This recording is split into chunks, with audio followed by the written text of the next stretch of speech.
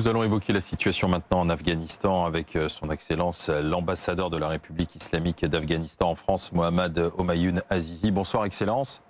Bonsoir. Nous sommes aussi avec notre journaliste politique Amandine Atalaya. Excellence, est-ce que vous souhaitez qu'il y ait une reconnaissance aujourd'hui de la part du gouvernement français des talibans et que tout de suite on renoue des relations politiques et diplomatiques? Thank you very much. Merci beaucoup. We are here representing Nous the représentons Islamic ici Republic of la Afghanistan République islamique d'Afghanistan because our government parce que notre got gouvernement its legitimacy through an appuie democratic election sa légitimité sur une élection démocratique. Et dû aux circonstances récentes, notre président a dû quitter le pays.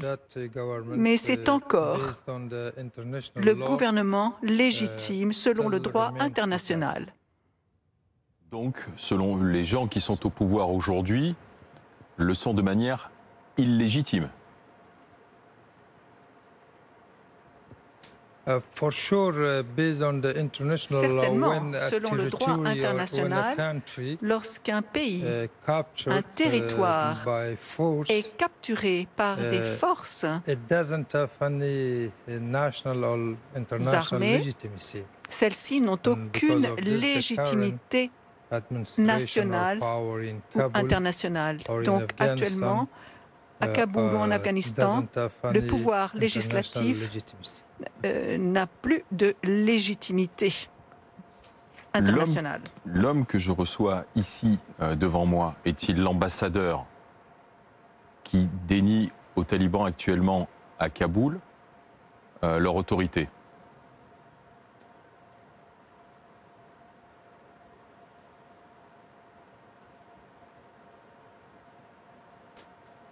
Yeah, can you repeat?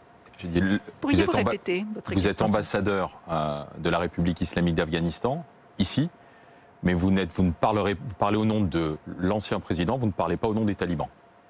Vous leur déniez leur légitimité.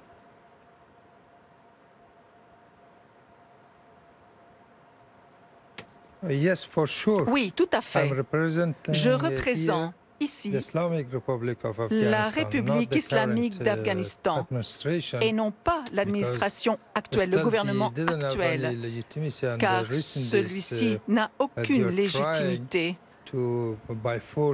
Ils ont essayé par la force de forcer notre président à renoncer à son poste afin d'obtenir une légitimité. Et c'est ce qu'ont fait les talibans ces derniers mois.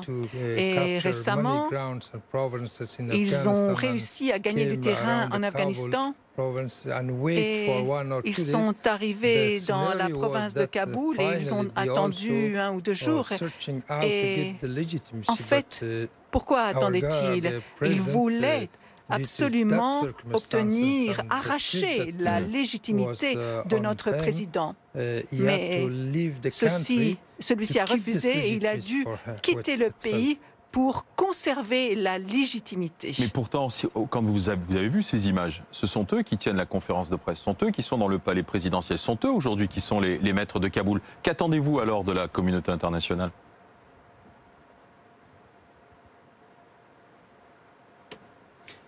Oui, bien sûr. Ils ont capturé le terrain, mais sans aucune légitimité. Comment arrive-t-on au pouvoir? Par la force? Est-ce acceptable? La communauté internationale peut-elle accepter qu'un pays soit pris par la force? La réponse est non. Eh bien, même s'ils ont conquis le terrain, la capitale, le palais présidentiel, ils n'ont cependant aucune légitimité. Car ils ont pris le pouvoir par la force. Et ceci est illégal. Si la communauté internationale ne les reconnaît pas et si,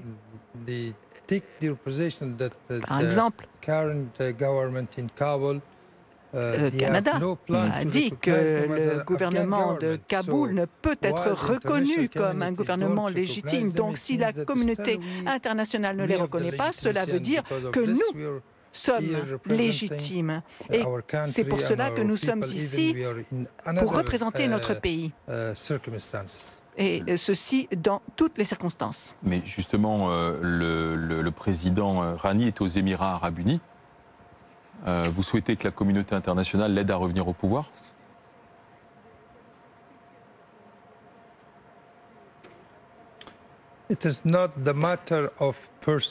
Il ne s'agit pas d'une personne, il ne s'agit pas de faire en sorte qu'une personne récupère le pouvoir, mais nous parlons d'un système entier.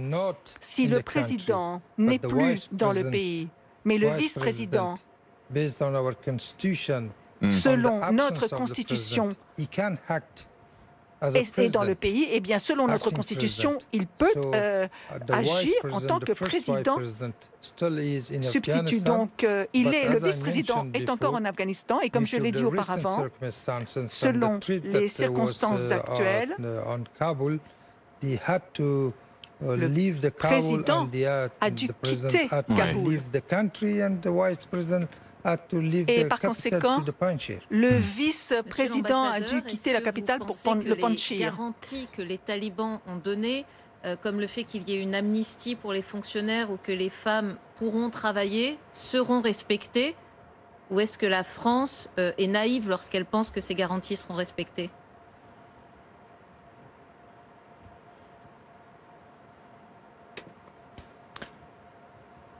Je pense que ce n'est pas juste une question d'amnistie pour les fonctionnaires ou pour quelques personnes, car le peuple afghan et les fonctionnaires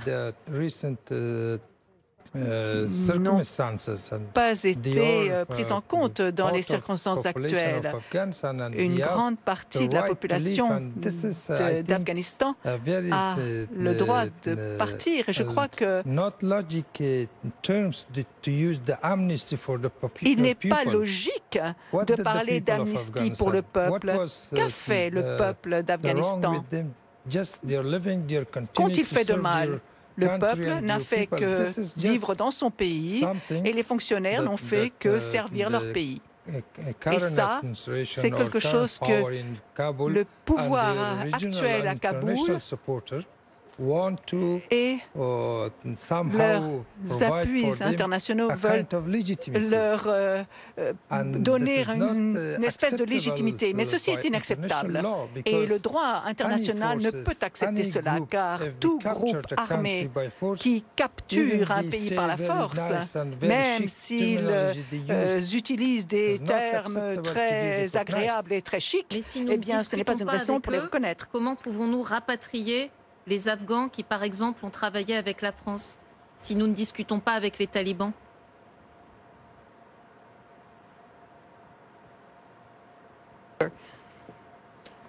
Vous voulez dire qu'il faut parler avec eux, qu'il faut discuter avec eux et qu'il est trop tard, mais il est trop tard pour la communauté internationale, car la communauté internationale avait des obligations vis-à-vis de l'Afghanistan lorsque l'Afghanistan était menacé.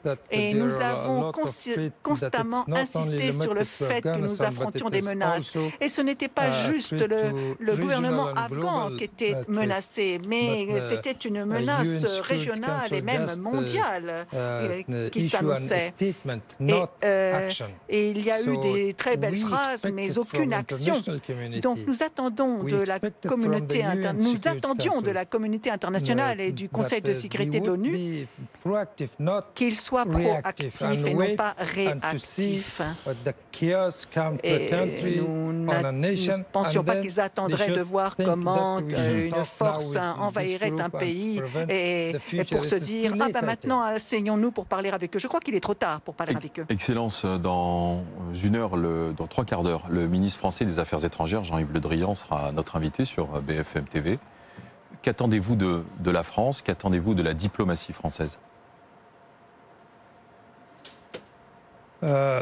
Ce que nous attendons de la France, c'est que la France, avec laquelle nous avons des relations diplomatiques historiques depuis plus d'un siècle, et étant donné que la France est membre permanent du Conseil de sécurité des Nations Unies, nous attendons donc de la France qu'elle accomplisse ses responsabilités et ses obligations internationales, car elle en a. Elle en a vis-à-vis les États qui affrontent des menaces et des problèmes. Nous attendons que la France défende les valeurs démocratiques et les droits de l'homme et les valeurs comme les droits des femmes et le droit des enfants qui est menacé. Tout ce que nous avons réussi à obtenir ces dernières années, eh bien, ce sont des valeurs que partage le peuple afghan avec la communauté internationale. Il est donc venu le moment où la communauté internationale et surtout les États qui appartiennent au Conseil de sécurité de l'ONU, et la France en fait partie, eh bien, nous attendons d'eux qu'ils fassent pression pour affronter la cause profonde du problème qui se trouve en Afghanistan. Si la cause profonde en Afghanistan reste intacte, jamais on n'obtiendra de stabilité, de paix et de prospérité, ni de système démocratique en Afghanistan. La cause profonde, c'est le Pakistan. Car les groupes terroristes ont été entraînés, tous les extrémistes ont été entraînés et financés par les ressources financières qui se trouvent au Pakistan. Et ceci n'est pas juste depuis hier ou avant-hier, mais cela fait de très longtemps, depuis la guerre froide. Et ces pays qui ont créé ces groupes extrémistes et qui les ont financés, et les talibans viennent de cette période, eh bien, ils devraient affronter leurs responsabilités vis-à-vis du peuple afghan, car ils sont responsables vis-à-vis de la communauté internationale. De moyens de pression, mais quels moyens de pression, sans que ce soit une ingérence, alors que les Américains viennent de partir, les soldats français sont partis, quels sont les moyens de pression, autres que militaires, qui puissent être exercés aujourd'hui sur l'Afghanistan? Je pense que le Conseil de sécurité de l'ONU devrait décider d'imposer des sanctions sur le Pakistan. Sous embargo. Le Pakistan d'abord. Ouais. Non, tout d'abord le Pakistan. Le Pakistan tout d'abord, car la cause profonde du problème qu'il y a en Afghanistan, en fait, ne vient pas de l'Afghanistan. Le problème vient du Pakistan. Et le conflit a une dimension régionale. Moi, je suis un docteur, donc je vais vous donner un exemple médical. Si vous souffrez d'une maladie infectieuse et vous êtes le patient, on ne vous donne que du Doliprane, sans antibiotiques, eh bien, vous ne serez pas guéri. Même si on continue à donner du Doliprane pendant des années aux patients, il ne se guérira pas. Ces 20 dernières années, la communauté internationale nous a donné du Doliprane et non pas les antibiotiques pour tuer la bactérie, pour tuer l'infection, qui est la source du problème. Et cette source du problème, de toute évidence, et on a beaucoup de preuves de cela, ce n'est pas nous. Vous pouvez écouter l'interview de l'ancien chef de l'État islamique. Il a dit que le Pakistan appuie les talibans et il a même applaudi les talibans. Ils ne l'ont pas renié, ils ne l'ont pas nié.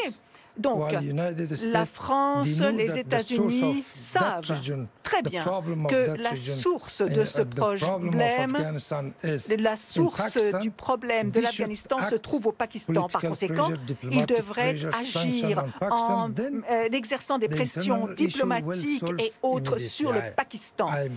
Et je crois que cela résoudrait le problème, j'en suis certain. Est-ce que vous pensez qu'avec ce qui se passe aujourd'hui à Kaboul, plus ce que vous dites sur le Pakistan, l'Occident va être de nouveau sous la menace terroriste?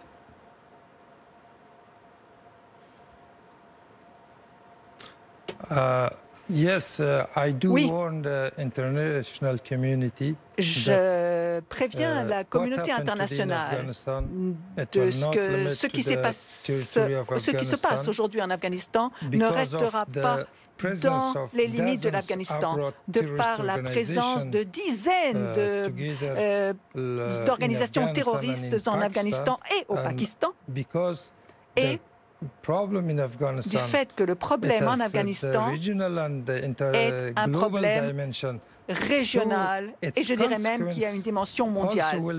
Par conséquent, les conséquences de ce qui arrive en Afghanistan seront mondiales et nous sommes face à une menace mondiale. Avec ce que vous venez de nous dire, vous savez que vous avez pris un risque aussi, personnel, par rapport à ceux qui sont aujourd'hui à Kaboul, Excellence?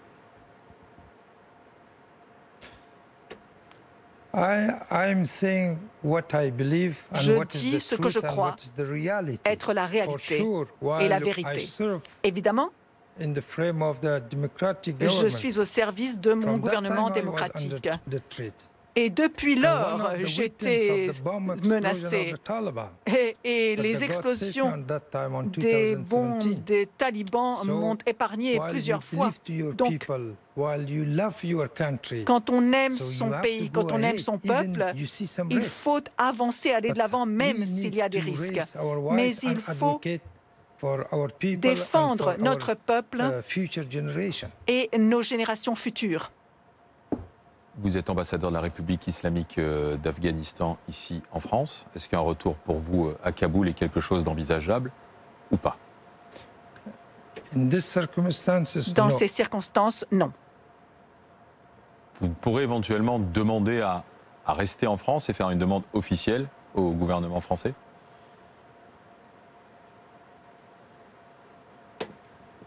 Tant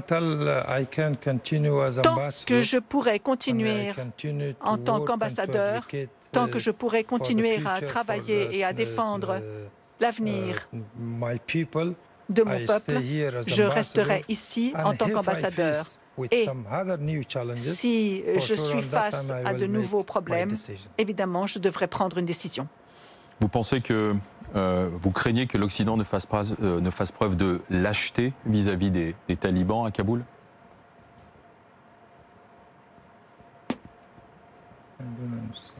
Est-ce que are you afraid that Occident act like cowards, agissent comme des lâches?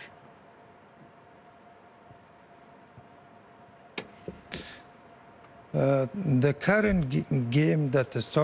jeu actuel qui a commencé il y a 3 ans, ce sont les États-Unis qui ont commencé à donner plus de terrain aux talibans. Ils ont commencé à discuter avec eux et toutes ces conversations qui ont commencé entre les États-Unis et les talibans en faveur des talibans et nous a donné un aperçu de la position de la communauté internationale. Car quand un pouvoir mondial agit comme cela et parle avec des groupes extrémistes, et lorsqu'il s'agit d'un pays démocratique, je crois que toute personne doit se demander ce qu'il se passe dans le monde actuellement. C'est très étrange, n'est-ce pas? Monsieur l'ambassadeur, est-ce que les talibans ont changé en 20 ans ou pas?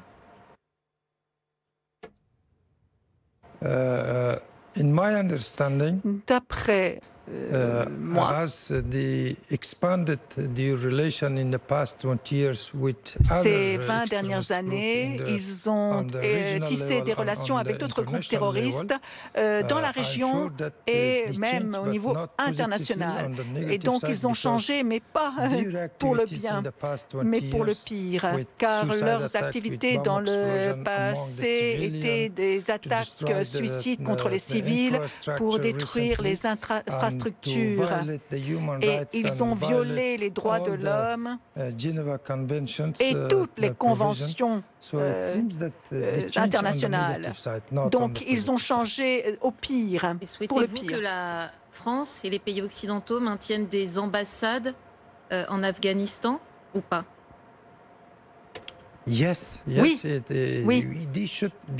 il devrait, car la présence des ambassades n'est pas seulement une question de reconnaissance, mais il s'agit de continuer les relations entre les deux nations, la nation afghane et la nation française.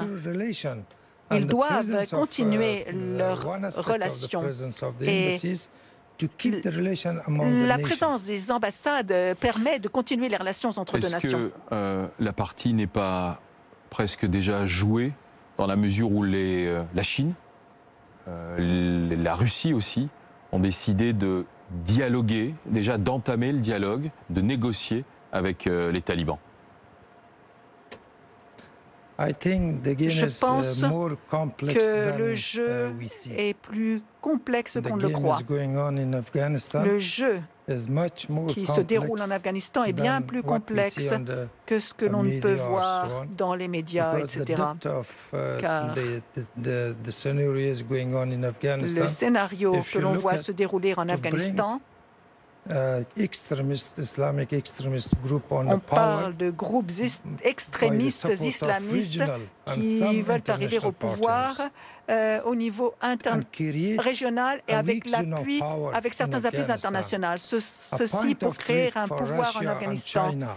Et il s'agit d'un point d'entrée pour la Chine et la Russie, mais ces pays vont devoir commencer à négocier pour réduire le niveau de menace que représentent pour eux également ces forces. Donc il est encore temps d'agir.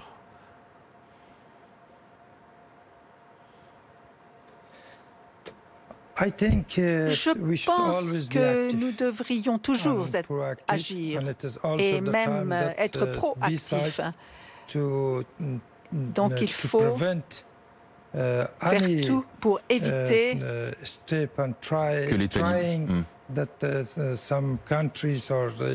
qu'un pays soit conquis par les talibans. Donc il faut éviter que les talibans reçoivent de l'appui international et de la légitimité internationale. Tout d'abord, la communauté internationale doit refuser de le reconnaître en tant qu'État, en tant que gouvernement d'un État. Et puis, il faut aussi se pencher sur le Pakistan en tant que la cause profonde du problème. Et ensuite, ainsi, je pense qu'on aura plus de possibilités de négocier la paix en Afghanistan afin d'arriver à un régime inclusif et démocratique grâce à un nouveau gouvernement en Afghanistan. Excellence, merci d'avoir pris la parole directement sur BFM TV avec des mots forts qui seront relayés tout à l'heure auprès du ministre français des Affaires étrangères, Jean-Yves Le Drian, puisqu'il sera avec nous à 18h30. Merci Excellence, Mohammad Homayoun Azizi, ambassadeur de la République islamique d'Afghanistan.